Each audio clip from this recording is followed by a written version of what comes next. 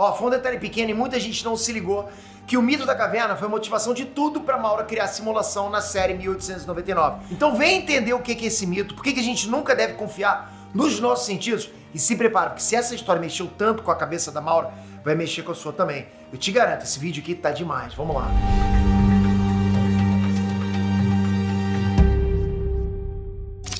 Reinestrantes, Peter aqui. A série 1899 trouxe muito mistério, muita ficção científica, mas ela também é altamente filosófica, ok? E por isso a série trouxe à tona pra gente um dos maiores questionamentos da história da humanidade, que é... O que é real? Como se define real? E galera, esse tema é muito frequente também em filmes e séries como, por exemplo, Matrix, Show de Truman, A Origem, O Quarto de Jack, A Vila, Vanilla Sky e agora mais recentemente 1899.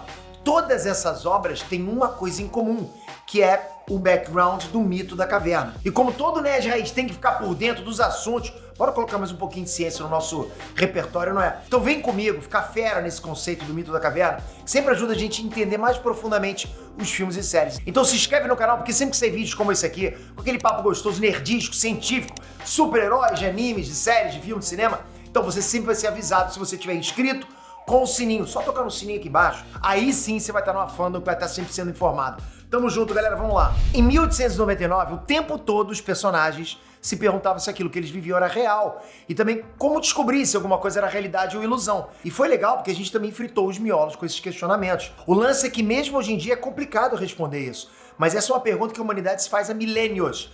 Há 2.400 anos atrás, o filósofo Platão já tinha uma teoria sobre isso. E ela foi tão badass que até hoje esse conceito é levado em conta, olha isso. Tanto que tem na cultura pop, a própria ciência tenta colocar essa ideia em xeque, simplificando muito o conceito, ok? Platão teorizou que se a gente depender dos nossos sentidos para distinguir o que é real do que é ilusão, a gente tá ferrado. Esse é o resumo do resumo. Isso faz algum sentido pra você? Se isso tá parecendo uma viagem muito louca, acompanhe comigo e vou esmiuçar tudo agora. Essa teoria do mito da caverna também é conhecida como alegoria da caverna. Alegoria é uma estratégia de comunicação que usa figuras de linguagem para simplificar um conceito. Então é mais ou menos assim, ao invés de explicar um conceito de um jeito mais concreto, a pessoa pode ilustrar como se fosse uma historinha, para facilitar, né, o entendimento da coisa. Por que eu estou dizendo isso? Para deixar claro para vocês que a história que o Platão criou para explicar a realidade não é para ser entendida de forma literal, é para ser entendida de maneira simbólica, ok? A gente faz muito isso quando uma criança pergunta uma coisa complicada, não é assim que a gente faz? E é a mesma coisa agora. Então vamos conhecer o mito da caverna nos detalhes. Começa assim, algumas pessoas foram aprisionadas e acorrentadas numa caverna desde que elas nasceram.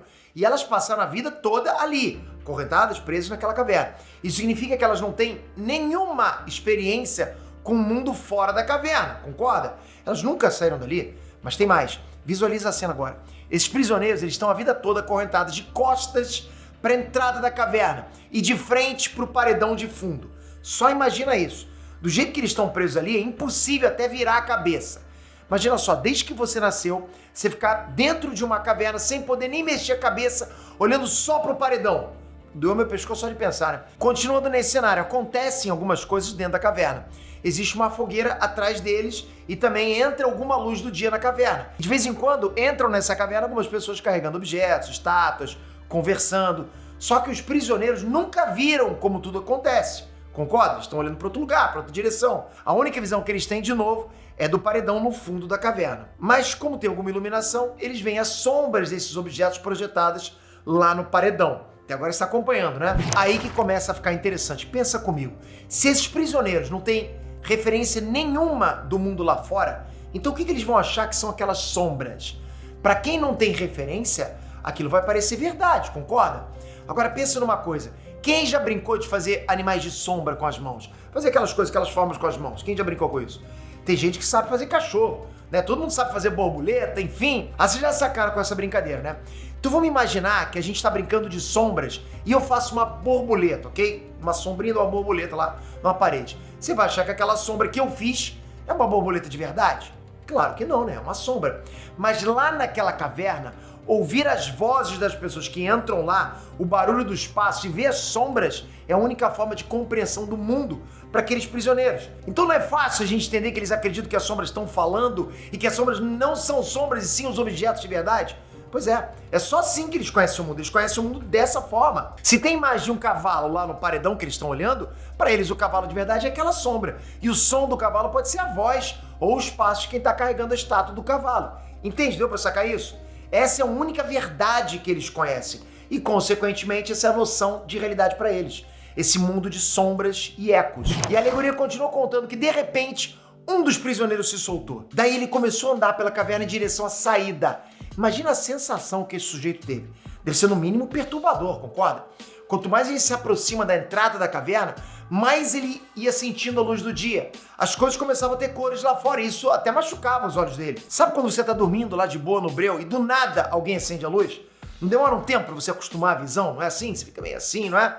Deve ter sido daí pra pior com ele, né? Na caverna, se soltando, indo em direção à luz. Mas ele foi se acostumando e começou a perceber o que rolava lá fora. Ele viu os objetos que as pessoas carregavam lá pra dentro da caverna e reparou que eles eram muito mais bonitos ao vivo. E ele também entendeu que o que eles viam o tempo todo eram só sombras projetadas no paredão e não os objetos reais. Então ele pensou, peraí, isso que é verdade. O que eu via na parede era irreal. Vamos voltar pro nosso joguinho de sombra aqui agora. Se você nunca tivesse visto uma borboleta de verdade, só que eu fiz no jogo, na sombra, ok? Quando você visse uma borboleta real, você ia achar ela infinitamente mais bonita, colorida, detalhada. Certo? Não é assim? Você ia até pensar, caramba, o Peter imitou porcamente uma borboleta pra mim. Foi exatamente isso que rolou com esse cara. Daí lembrou dos companheiros de cativeiro, os outros prisioneiros ficavam presos com ele lá. Imagina, né, porra, pensar que a vida de todo mundo ali foi uma mentira. Por isso ele sentiu que devia contar pra todo mundo o que ele viu, as descobertas que ele fez. Até porque todo mundo merecia saber a verdade. Você não ia fazer a mesma coisa? Então ele começou a fazer o caminho de volta. Mas foi difícil também, porque quanto mais fundo ele ia na caverna, mais escuro ficava. E agora os olhos dele estavam acostumados com a luz lá de fora. Quando ele chegou perto dos outros prisioneiros e começou a contar tudo que ele viu, a galera lá pensou que ele tinha ficado doido. Imagina só, chegar uma pessoa aqui agora e falar: galera, eu peguei uma neve e voei pra fora do planeta e eu vi que a lua é feita de queijo. Imagina alguém falar isso pra você. A gente vai no mínimo rir e achar que a pessoa perdeu o juízo, tá completamente louca. Foi assim com o carinha da caverna. E ele insistiu, explicou tudo, mas os outros não acreditavam. Como ninguém acreditava nele, ele tentou então liberar os outros para que eles fossem ver com os próprios olhos tudo que ele descobriu. Mas pra galera da caverna, ele já estava tão fora de controle que eles acabaram matando o carinha, porque ele tinha ficado muito doido, isso podia oferecer risco para todos eles. Galera, o mito da caverna não tem um final feliz. Quem se libertou morreu e os outros continuaram presos lá do jeito que eles achavam que deveria ser, que era o mundo normal pra eles. Bom, história contada. Agora vamos ver o que ela quer dizer, ok? A primeira lição é que a maioria das pessoas prefere ficar confortável na própria ignorância e tende a rejeitar tudo que perturbar a ordem. Para os prisioneiros da caverna, tá preso ali e só vendo as sombras era a ordem natural do mundo real para eles. E verdade seja dita, desapegar de tudo que a gente conheceu e aprendeu a vida toda é bem difícil, não é? Essa alegoria tenta explicar de uma maneira lúdica a teoria das formas do Platão. Essa teoria das formas diz que as coisas do mundo físico são reflexos imperfeitos das formas ideais. As formas ideais existem na mente do Criador, e é exatamente aqui que a Maura, de 1899, pirou. De acordo com Platão, tudo que a gente vê não é real, e sim uma representação imperfeita do que aquilo realmente é. Mas, Peter, tudo que eu vejo e eu posso tocar existe. Calma, jovem mancebo e mancebo. É aí que Platão deu uma rasteira em todo mundo. Para ele, o mundo que a gente conhece é o de dentro da caverna. E nós somos os prisioneiros acorrentados nessa caverna. A gente só olha pra frente e só vê as sombras. A gente não conhece nada de verdade. E o pior, a gente não quer sair dessa caverna. O segredo tá todo nas correntes. Na linguagem simbólica do Platão, as correntes são os nossos hábitos, as coisas que a gente ouve e acredita que são verdade, porque alguém disse pra gente que são verdade. Então a gente está acorrentado nessa verdade. A gente não quer se libertar dos nossos preconceitos para meter as caras e ir investigar o mundo. Porque no final a gente está super de boa com o que a gente já conhece e o que a gente acredita que é a verdade. Mas, Peter, se eu vejo uma pedra de gelo e encosto nela, eu sei que ela é real. Você sabe mesmo? Alguém te ensinou que é só assim que a gente identifica as coisas reais. E os fenômenos como ilusão de ótica? E as limitações da nossa audição? E as outras pegadinhas dos nossos sentidos? Quem nunca pegou um ferro de passar roupa desligado, foi lá no coleguinha, no irmão, por exemplo, fingiu que ia queimar a pessoa? Por um instante a pessoa praticamente sente queimar. Não é assim? Isso significa que os nossos sentidos são enganados com muita facilidade. Então como é que a gente vai confiar a nossa noção de realidade nas nossas experiências sensoriais se elas são falhas, elas podem falhar. Bugou aí, né? Pois é. Foi isso que mexeu com a cabeça da Maura na série. E vai além. Pro Platão, uma cadeira que a gente tem aqui não é uma cadeira real. É uma sombra mal feita. Uma projeção porca do que tá na mente do Criador. E quem é o Criador? Bom, aí cada um determina o que pode ser. Deus, universo, aliens. Você determina o seu Criador. O lance é que pro Platão, tudo que tá aqui foi projetado no mundo das ideias. E lá as coisas são completas e perfeitas. Onde foi projetado, né? Quando alguém tem uma ideia e cria qualquer coisa aqui, é porque de alguma forma se conectou com o mundo das ideias, que é o mundo real. Simplificando, o mundo das ideias é o mundo real. O nosso mundo sensorial é o mundo das ilusões. É basicamente aquela frase famosa do René Descartes. Penso, logo existo. Quer dizer que o que a gente pensa, o que a gente cria, está muito mais perto da realidade do que aquilo que a gente toca, vê, cheira. E agora eu tô fazendo o papel de carinha que voltou da porta da caverna e vocês estão me achando maluco, não é assim? Pois é assim que funciona, exatamente sempre assim. Então, por exemplo, se eu criei uma obra de arte, uma escultura de barro, não é que isso saiu da minha mente. Eu materializei aqui uma coisa que é perfeita e já existe lá no mundo das ideias. Mas como o nosso mundo material é limitado, o que a gente tem aqui é só uma ilusão do que verdadeiramente é aquela escultura. Claro que aqui eu tô dando um exemplo muito simples pra gente não bugar de vez. Essa teoria do Platão parece até uma doideira sem fim, mas no fundo existe chance de ser verdade. Chances tem. Não é à toa que os cientistas consideram 1% de chances da gente estar vivendo numa simulação. Sim, galera, isso é real. Isso quer dizer praticamente a mesma coisa do mito da caverna. A gente vive num mundo de ilusões e o mundo real tá fora do nosso. Bateu medo aí, né? Na série 1899, o Henry, né, o pai da Maura, contou que desde criança ela teve contato com esse mito da caverna e criou um tipo de obsessão com essa ideia. A ideia de questionar a realidade. E tanto na simulação quanto na caverna do Platão, são as experiências de cada um que vão moldar a compreensão da realidade.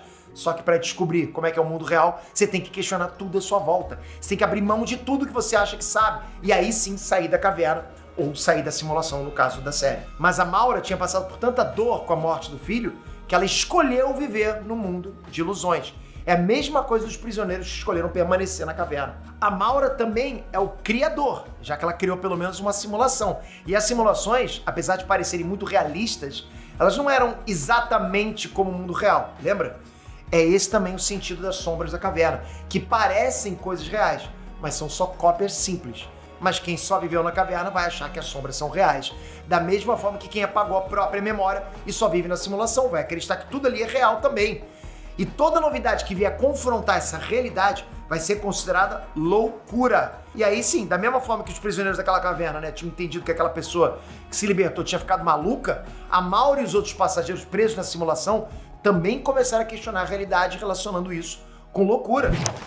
E aí, você tinha notado tantos detalhes assim entre o mito da caverna e 1899?